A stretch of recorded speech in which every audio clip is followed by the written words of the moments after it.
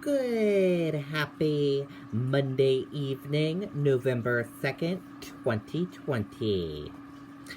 I'm Riley King, and welcome to this Monday evening edition of the Riley King Newscast, right here on the Riley King Network. We have a lot of news to get to this Monday evening, so let's begin. And also, we are down to the wire before we head to the polls.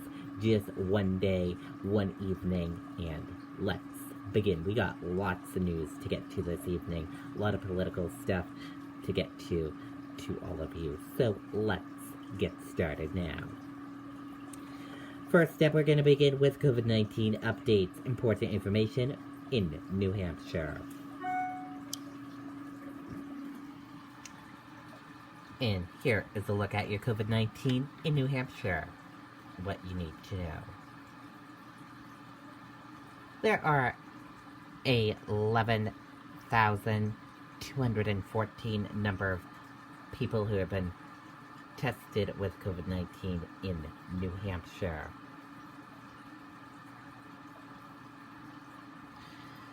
There are 9,195,068 number of people in the United States who have tested positive. There are 483 number of deaths from COVID-19 in New Hampshire. There are 780 number of people who have been hospitalized with COVID-19 in New Hampshire, and 238,84 number of deaths from COVID-19 in the United States. Let's take a look at this map of New Hampshire where current cases of COVID-19 are.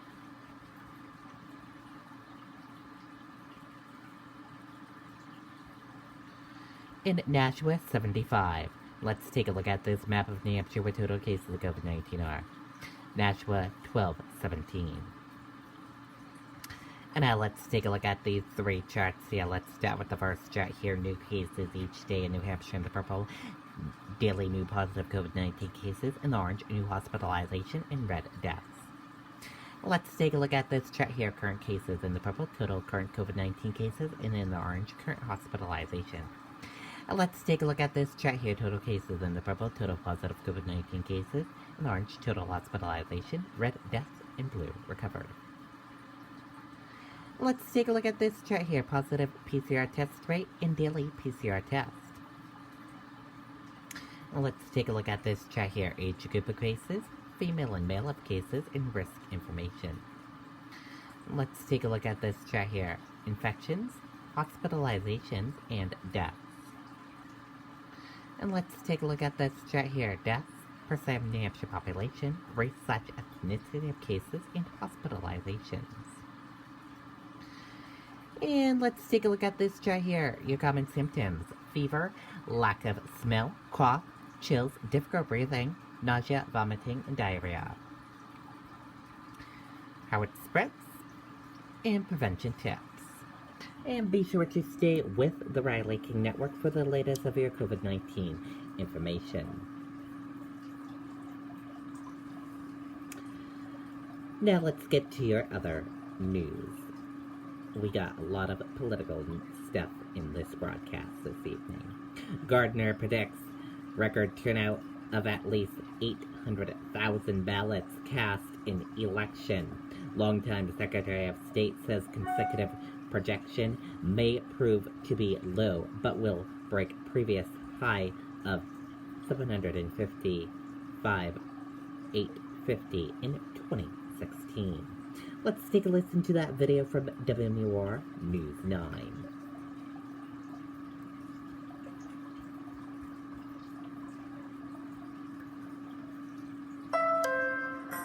You know, they say if you don't like the weather in New England, just wait 5 minutes.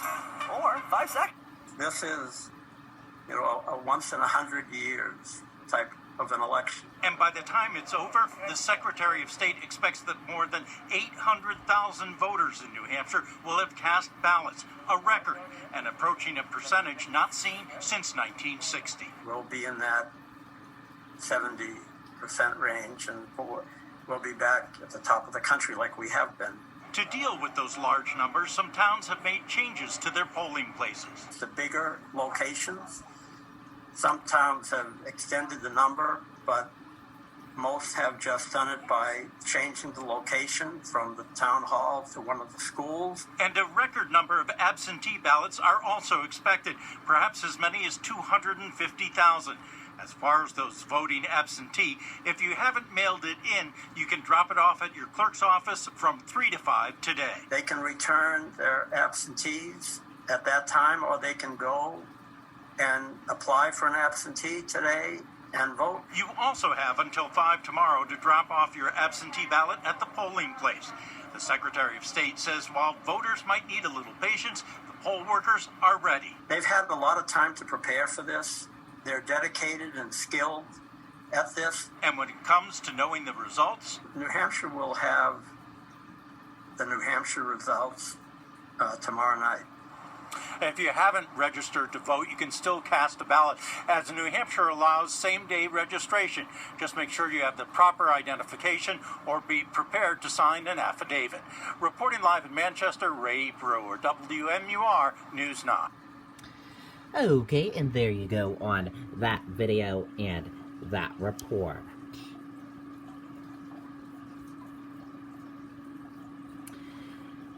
Campaign draws to a close with U.S.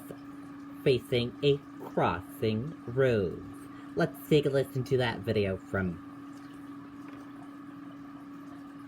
WISN 12 News.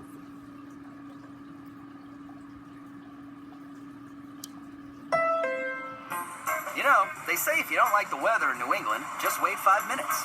Or 2016 President Trump won Wisconsin by just 23,000 votes. And right now I'm standing in one of the counties that flipped in his favor, Racine County. So we're talking to voters about how they feel just hours until Election Day. On a windy start to November, there's more in the air in Racine County than a chill. It's the most important election out there. The 2020 presidential election. And driving through this county, candidate support is split neighbor to neighbor. Trump's presence has been more around as far. I don't think I've really seen Joe Biden more than once. Obviously, Trump's the news with the Foxconn deal and the way he's handled the protests. How COVID is being handled. Yes, he increased jobs, but they're not paying jobs where you can sustain yourself, your family. So the economy is garbage. In 2008 and 2012, Racine County voters chose blue, Obama. But in 2016, red, President Trump. I think Trump's still going to win. If you look around, there's a lot of support. But in 2016, thousands statewide didn't vote, like Jacob Fox, who plans to abstain again. I just feel like either person hasn't really persuaded me to go vote for them.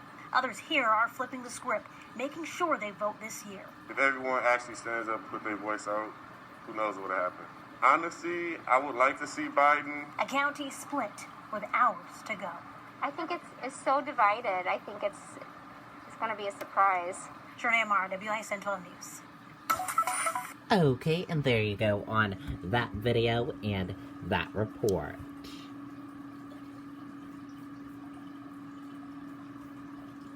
And join me this evening at 7 o'clock p.m. for a special The Final Countdown. That will be tonight at 7 p.m. right here on the Riley King Network. I hope you all can join and watch.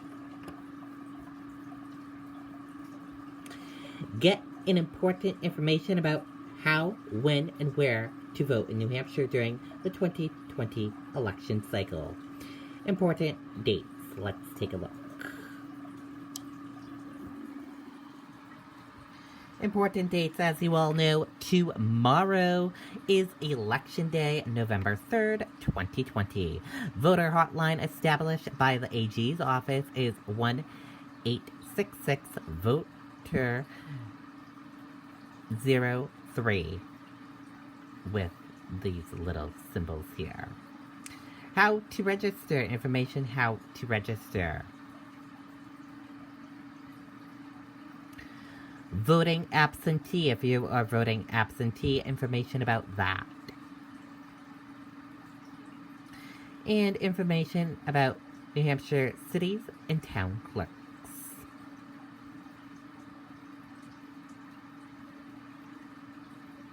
Here's a look at the 2020 absentee ballots requested and returned. These are the requested section and returned.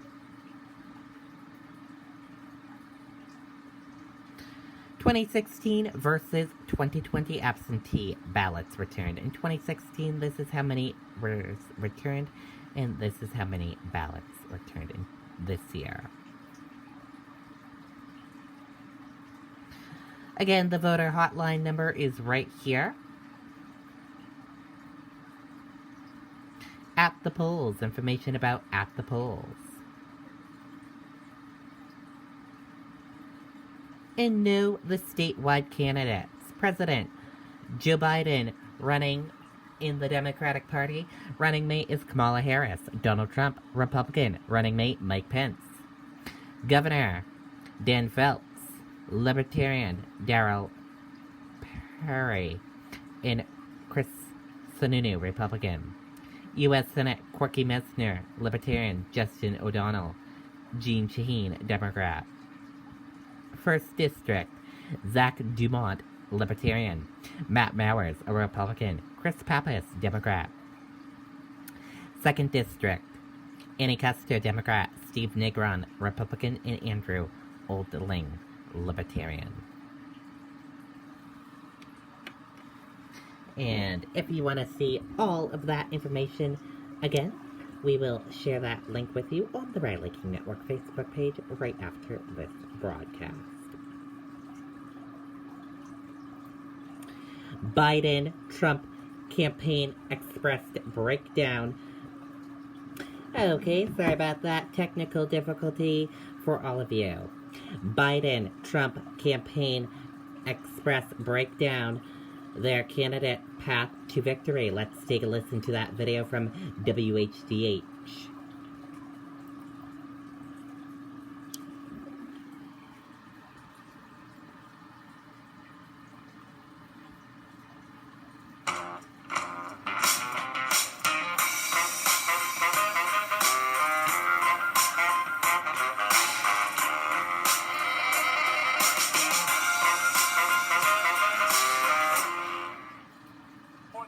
Both candidates are taking a very different approach to win. Our 7 News political experts are breaking down those two paths. Dan Housley's live in the newsroom to explain this all for us. Dan? Well, Ryan, our experts from each campaign reflecting the attitude of their candidates. The Trump campaign predicting a bold, decisive upset of conventional wisdom. The Biden campaign taking a more measured approach while also expecting to come out on top. The two candidates' approach to the home stretch of this campaign couldn't be more different. President Trump holding as many as 5 huge rallies a day designed to boost turnout the Trump campaign thinks is crucial to re-election. People are on a mission. They feel as though they have to correctly come out for the president. They feel as though that, again, correctly, that the time is now, that they have to get out there. They have to bring their friends and relatives. They have to convince as many people to get out as possible. The Biden campaign is more subdued. Joe Biden holding fewer and smaller gatherings to send a message to take the coronavirus more seriously and a need for change across the board. I think people are exhausted. I think they're just tired of the last 4 years. Every single day of this past administration, or this present administration, has just been so trying. It's been so difficult, you know? And then when you compound that with the pandemic, when you have kind of the divisiveness that we're experiencing, the racial strife, people are just worn out. The one thing both sides agree on is don't trust the polls that generally show Biden leading both nationally and in key battleground states. When they say that, you know, one candidate is 12 or 17 points ahead of the other one, 7 points ahead of the other one, that gives me pause. Right. Both campaigns remembering 2016. The polls were wrong then. The polls are wrong now. The mainstream pollsters are using the same methods that they did in 2016, and they are going to be in for a shock at about midnight tomorrow night on election night. Both campaigns also predicting a win for their side, but again approaching those predictions with differing attitudes. I am cautiously optimistic that Joe Biden will win this. This is going to be over sooner than we think. Some states will certainly be a bit more complicated, like Pennsylvania and other states. But in the end, I think that we will win sooner and it will be called sooner than people think. So it's not surprising the Trump campaign is looking for an answer there on election night, because a lot of the states are going to be quicker to count those election day votes, and those are thought to be states that are stronger for the president. The sense is the longer this takes to declare a winner, the better it may be for Biden. Live in the newsroom, Dan Housley, 7 News. And millions in Massachusetts have already voiced their choice. More than 2.2 million people have returned their ballots for early voting. That's more than 47% of registered voters in the state. And in several communities, the majority of voters have already cast their ballots. 72% of voters in Concord submitted their ballots. And in Lexington and Sudbury, that number is at 71%. Okay, and there you go on that video and that report.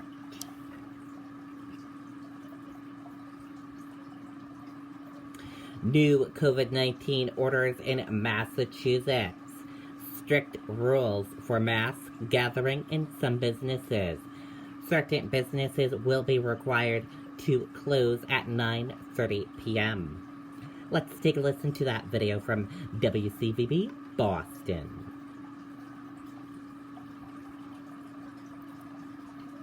No matter what it takes, I'll stand up for you. We want to do everything in our power to avoid reverting back to phase 1 or phase 2 of our reopening plan.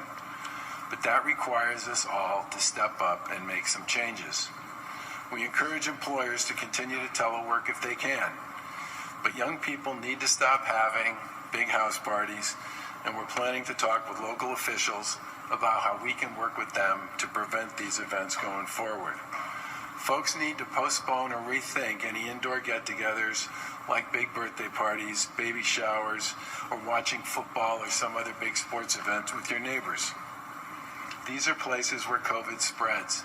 Unregulated gatherings, even if they're small, where people let down their guard. If you're looking to go out, choose an activity or a place that follows our guidance to stop the spread of COVID-19. Right now, we're requesting that you make real sacrifices to keep our schools open, our economy operating, and our healthcare system functioning fully and without disruption.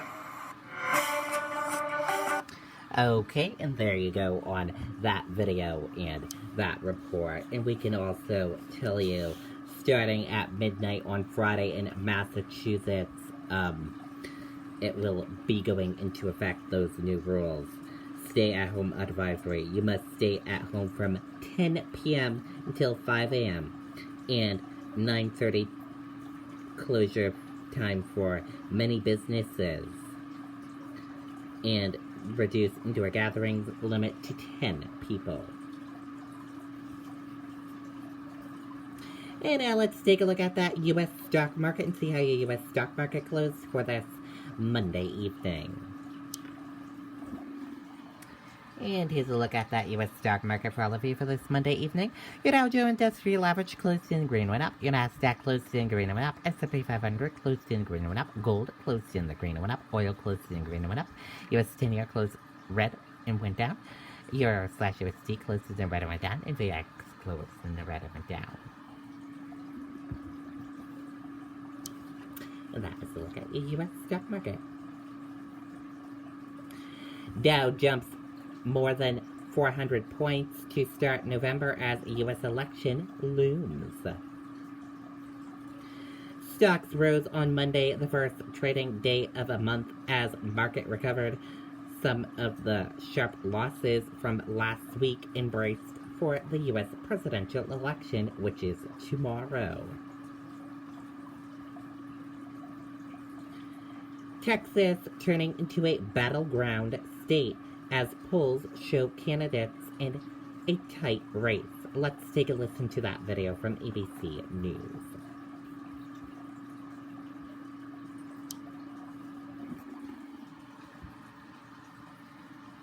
Texas could be a battleground state this year. With 38 electoral votes at stake, it could be a make or break for either candidate, and the latest polls show Trump with only a slight lead there. So could Biden turn Texas blue?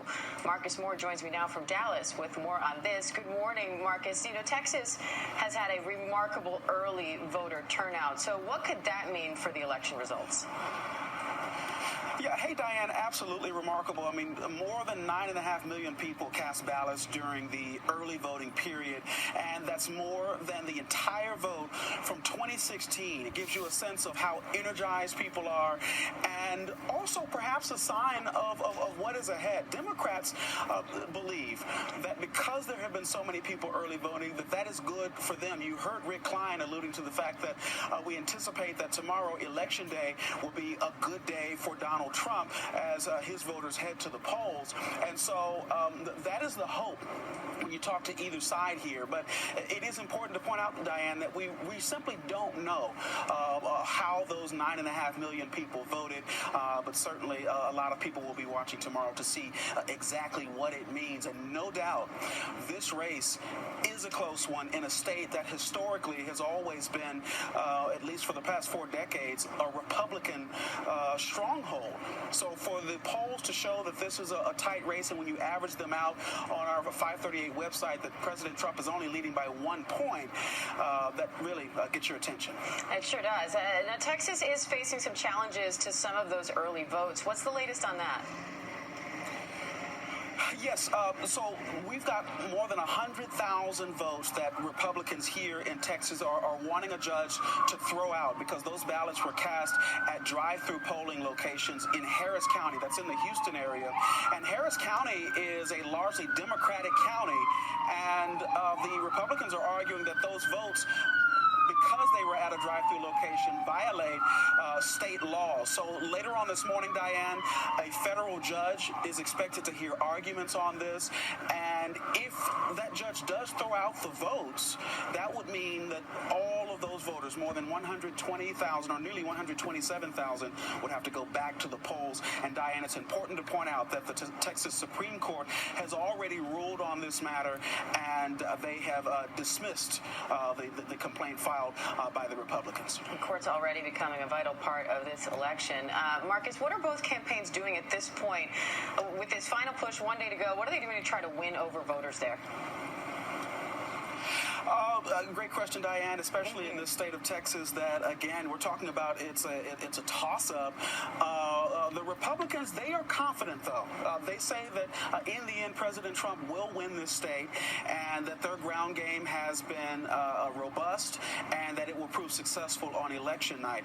But on the Democratic side, there's been a bit of a new strategy. For the first time since Bill Clinton ran for president in 1992, Democrats have sent their campaign to Texas in the final stretch. That's why we saw Senator Kamala Harris making a number of stops in Texas, Fort Worth, also McAllen down in the Rio Grande Valley, and also the Houston area, trying to energize their voters and get them to go to the polls. They've also been running television ads and really putting Texas on the map in terms of it being a battleground state during this election. All right, Marcus Moore in Dallas, Texas. Thanks, Marcus. Okay, and there you go on that video and that report. And that does it for this evening edition of the Riley King Newscast, right here on the Riley King Network. Thank you for joining us for this evening edition, and sorry about that technical difficulty that we had in the middle of our broadcast. But otherwise, thank you for joining us. Don't forget to join us at 7 p.m. for a special broadcast. Good night and goodbye, everyone.